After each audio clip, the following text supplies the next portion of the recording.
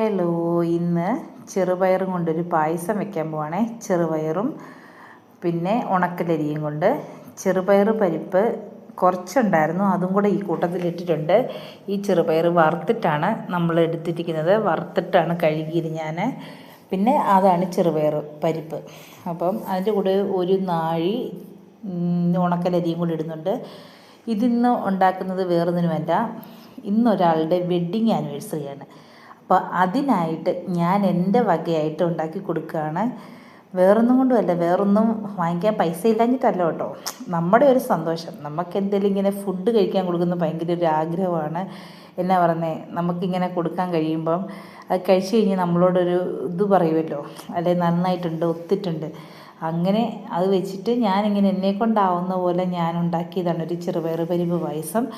ഞാനതിന് വേണ്ട സാധനങ്ങളെല്ലാം പെട്ടെന്നൊന്ന് തട്ടിക്കൂട്ടി. ഞാൻ ആളിനോട് പറഞ്ഞില്ല, ഞാൻ അറിഞ്ഞത് താമസിച്ചാണ് വെഡ്ഡിങ് ആനിവേഴ്സറി ആണെന്ന്. അപ്പോൾ ആൾക്ക് കൊടുക്കേണ്ട പേർക്ക് പെട്ടെന്നൊരു തട്ടിക്കൂട്ടുണ്ടാക്കിയതാണ്. അധിക സാധനങ്ങളൊന്നുമില്ല, കുറച്ച് മാത്രം. അപ്പം ഞാൻ ആളിനോട് പറയാതെ ഇതെല്ലാം സെറ്റ് ചെയ്തിട്ട് ഞാൻ വിളിച്ചു, എൻ്റെ അടുത്തുനിന്ന് വന്ന ഒരു സൂത്രം തരാമെന്നൊക്കെ പറഞ്ഞു. ഭയങ്കര എന്താ പറയുന്നത്, വലിയ ആകാംക്ഷയോടെ കയറി വന്നു, എന്തോ വലിയ ഗിഫ്റ്റൊക്കെ കൊടുക്കുന്ന മാതിരി. അപ്പം ഞാൻ പറഞ്ഞു, എൻ്റെ വകയായിട്ട് ഈ ഒരു ചെറുപയർ പായസം ഒരു ശരം മധുരം തരാമെന്നും പറഞ്ഞുകൊണ്ട് ഞാൻ കൊടുത്തു.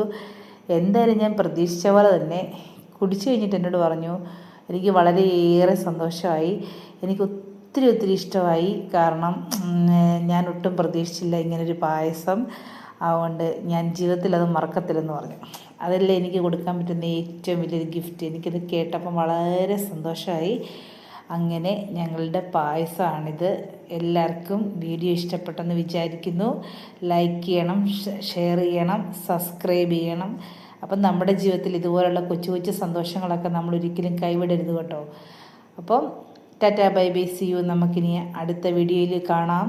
ഓക്കേ.